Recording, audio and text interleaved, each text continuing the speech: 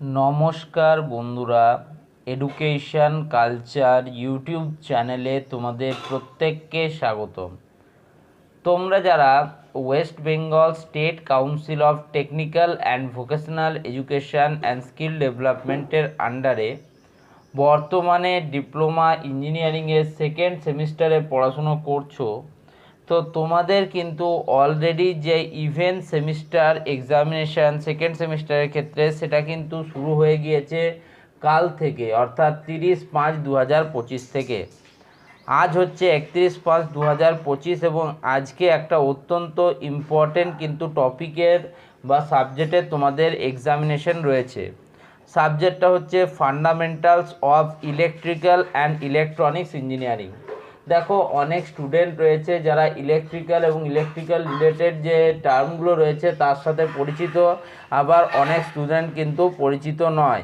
এর ফলে কি হচ্ছে, যে সমস্ত স্টুডেন্টরা ইলেকট্রিক্যাল বা ইলেকট্রিক্যাল টার্মস নিয়ে পরিচিত তাদের ক্ষেত্রে বিষয়গুলো সহজতর হলেও যারা একদমই নতুন তাদের ক্ষেত্রে কিন্তু একটু সমস্যা রয়েছে। তো তোমাদের সমস্যাগুলো দূর করার জন্যই পরীক্ষার একদম শেষ মুহূর্তে বা লাস্ট মিনিটে আমি কিছু সাজেশান ভিডিও আপলোড করছি। অলরেডি এই সিরিজের পার্ট 4 ভিডিও আপলোড হয়ে গেছে, অর্থাৎ 1, 2, 3 এবং 4। এই ভিডিওটা হচ্ছে পার্ট 5 ভিডিও। এরপর আরেকটা কিন্তু ভিডিও আসবে যেটা হচ্ছে পার্ট 6। তো তোমরা কিন্তু অবশ্যই চিন্তার মধ্যে রয়েছে যে তোমাদের এক্সামিনেশান কেমন হবে। আমি আশা করছি যে তোমাদের সবার কিন্তু এক্সামিনেশান ভালো হবে। তবে আমি এখানে যে প্রশ্নগুলো দিলাম এগুলো একটু লাস্টে মুহূর্তে কলেজ এক্সাম দিতে যাওয়ার আগে কিন্তু অবশ্যই তোমরা চোখ বুলিয়ে নিও।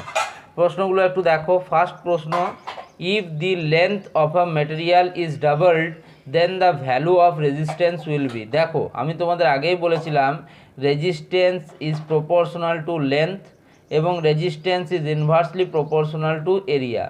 অর্থাৎ লেন্থের সাথে কিন্তু রেজিস্ট্যান্স তোমার প্রপোর্শনাল রিলেশন থাকে। তার মানে লেন্থ বাড়লে রেজিস্ট্যান্স বাড়বে, লেন্থ কমলে বা রেজিস্ট্যান্স কমলে লেন্থ কমবে, এরকমই, ঠিক আছে। তো লেন্থের সাথে কিন্তু তোমার প্রপোর্শনাল রিলেশনকে পালন করছে রেজিস্ট্যান্স। তার মানে যদি কোনো ম্যাটেরিয়ালের লেন্থ আমরা দ্বিগুণ করি তাহলে তার রেজিস্ট্যান্সও কিন্তু দুগুণ বাড়বে।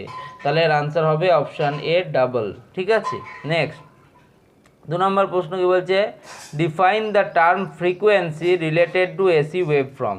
ফ্রিকোয়েন্সি বলতে কি বোঝো সেটা কিন্তু তোমাকে জানতে চেয়েছে। এরকম প্রশ্ন কিন্তু পরীক্ষায় আসে এবং এটা একটা অত্যন্ত ইম্পর্ট্যান্ট প্রশ্ন, তোমরা অবশ্যই দেখে নেবে এর উত্তরটা।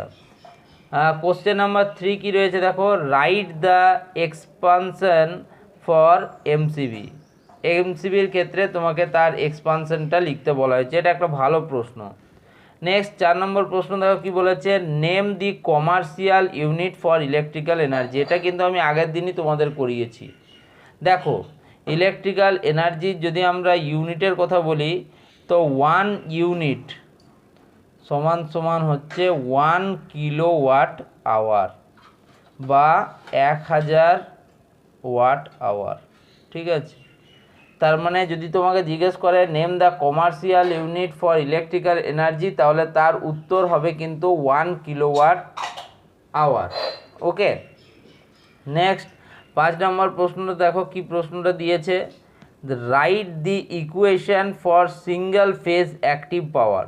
দেখো, মেনলি পাওয়ার 3 প্রকার হয়, ঠিক আছে, এসি সার্কিটের ক্ষেত্রে। একটা হচ্ছে অ্যাক্টিভ পাওয়ার, একটা হচ্ছে রিঅ্যাক্টিভ পাওয়ার, একটা হচ্ছে তোমার অ্যাপারেন্ট পাওয়ার, ঠিক আছে। অ্যাক্টিভ পাওয়ারকে আমরা কি দিয়ে মেজার করি এবং রিঅ্যাক্টিভ পাওয়ারকে আমরা কি দিয়ে মেজার করি এবং অ্যাপারেন্ট পাওয়ারকে আমরা কি দিয়ে মেজার করি, সেটাই কিন্তু তোমার জানতে চায় অনেক সময় পরীক্ষায়। সেই জন্য দেখো, এরকম একটা প্রশ্নও কিন্তু পরীক্ষায় আগেও এসেছিল, write the equation for single phase active power. Active পাওয়ারের ক্ষেত্রে ইকুয়েশনটা চাওয়া হয়েছে, বুঝতে পারলাম। নেক্সট 6 নম্বর প্রশ্ন, এই প্রশ্নটাও কিন্তু টিচারদের একটা ফেভারিট প্রশ্ন। কি বলেছে, define the term trans ratio of A transformer. দেখো, যদি আমরা একটা ট্রান্সফর্মারের একটু গঠনটা দেখি তাহলে আমরা দেখব, যদি আমাদের এটা কোর টাইপ ট্রান্সফর্মার হয় তো এটা হচ্ছে ট্রান্সফর্মারের প্রাইমারি সাইড প্রাইমারি সাইট বলছি কেন, দেখো এখানে আমি একটা দিয়ে দিলাম যে এসি সোর্সের সাথে কানেক্ট করা আছে, তবে এটাকে আমরা বলবো প্রাইমারি সাইট পিএস। আর এটা আমাদের সরাসরি লোডের সাথে কানেক্ট আছে, লোড, এটাকে বলা হচ্ছে সেকেন্ডারি সাইট। ঠিক আছে, যে সাইটটা তোমার সদা সর্বদা তোমার কোনো এসি সাপ্লাই বা এসি সোর্সের সাথে কানেক্ট থাকবে তাকে বলবো প্রাইমারি সাইট, যে সাইটটা লোডের সাথে কানেক্ট থাকবে তাকে বলবো সেকেন্ডারি সাইট।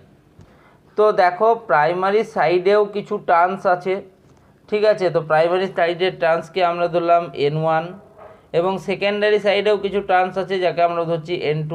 এই যে টার্নের দুটোর তোমার ডিভিশন অর্থাৎ N1/N2, এটাকেই কিন্তু আমরা বলছি টার্নস রেশিও। ঠিক আছে, এটাকেই বলতে চেয়েছে, কি বলা হয়েছিল প্রশ্নটা দেখি দাঁড়াও, define the term turns ratio of transformer. Transformer নিয়ে প্রচুর পড়াশোনা আছে, তোমরা যারা ইলেকট্রিক্যালের স্টুডেন্ট অর্থাৎ যারা থার্ড সেমিস্টারে ইলেকট্রিক্যালে পড়বে তাদের জন্য পাবে, যারা পরবর্তীকালে মাইনিং ইঞ্জিনিয়ারিংয়ে যাদের রয়েছে তাদেরও তোমাদের ফিফথ সেমিস্টারে গিয়ে পড়তে হবে। অর্থাৎ এক কথায় ট্রান্সফরমারটা কিন্তু খুব ইম্পর্টেন্ট একটা সেগমেন্টের মধ্যে পড়ে। তোমরা থার্ড সেমিস্টারে উঠলে আমি ট্রান্সফরমারের কিছু ক্লাসেস করাবো, সেখানে তোমরা দেখতে পাবে জিনিসগুলো কীরকম। ঠিক আছে, নেক্সট দেখো 7 নম্বর প্রশ্ন কি বলেছে, write the units for inductance and capacitance. দেখো ইন্ডাকটেন্স এবং ক্যাপাসিটেন্স এই দুটোর ইউনিট তোমাকে জিজ্ঞেস করেছে। ইন্ডাকটেন্স যখনই বলবে ইন্ডাকটেন্সের ইউনিট কিন্তু হেনরি, ঠিক আছে। আর ক্যাপাসিটেন্সের ইউনিট যখনই তোমাকে জিজ্ঞেস করবে তখনই তোমাদেরকে বলতে হবে যে ক্যাপাসিটেন্সের ইউনিট হচ্ছে ফ্যারাড। তোমাদের মনে হতে পারে এই ইউনিটগুলো কেমন যেন, হেনরি, ফ্যারাড, এগুলোর ব্যাপারটা কি? আসলে যে সমস্ত বিজ্ঞানীরা এই বিশেষ শাখাগুলোর উপর কাজ করেছে তাদের নামের উপর ভিত্তি করে কিন্তু এই ইউনিটগুলো দেওয়া হয়েছে। যেমন ইন্ডাকটেন্সের উপর অনেক কাজ করেছেন বিজ্ঞানী হেনরি, একইভাবে ক্যাপাসিটেন্সের উপর অনেক কাজ করেছেন বিজ্ঞানী ফ্যারাড, তাই তাদের নাম অনুযায়ী কিন্তু এই যে তোমাদের ইউনিটসগুলোর নাম সেটা কিন্তু হয়েছে। তারপর দেখো 8 নম্বর প্রশ্ন কি বলছে, draw a symbol of A PNP transistor. একটা পিএনপি ট্রানজিস্টারের সিম্বল আঁকতে বলেছে, খুবই সোজা। 9 নম্বরে দেখো একটা গেট সিস্টেম দিয়েছে আমাকে এবং জিজ্ঞেস করেছে এর যে আউটপুট, দুটো ইনপুট দেখতে পাচ্ছি, ইনপুট এ এবং ইনপুট বি, এবং এর একটাই আউটপুট ওয়াই। তাহলে বলেছে ফাইন্ড আউটপুট ওয়াই যে আউটপুটটা আছে সেটাকে ফাইন্ড করো যদি ইফ a = 1 এর ভ্যালু 1 হয় অ্যান্ড b = 0 এবং b এর ভ্যালু 0 হয়। তো এই কটা প্রশ্ন তোমরা করে যেও। দেখো 9টার মধ্যে মোটামুটি না হলেও অনেক স্টুডেন্ট আছে যারা 7টা 8টা এমনকি কিছু কিছু স্টুডেন্ট 9টা পর্যন্ত প্রশ্নের সঠিক উত্তর করতে পারবে। তার মানে তোমরা বুঝতেই পারছো, এবং যারা দেখছো যে এর মধ্যে আমি 2, 3ও পাচ্ছি না তাদের ক্ষেত্রে একটু সমস্যা, কিন্তু পরীক্ষার হলে সমস্যা হবে তাদের। তো যাই হোক, এই ভিডিওটা এখানেই শেষ করছি, ধন্যবাদ।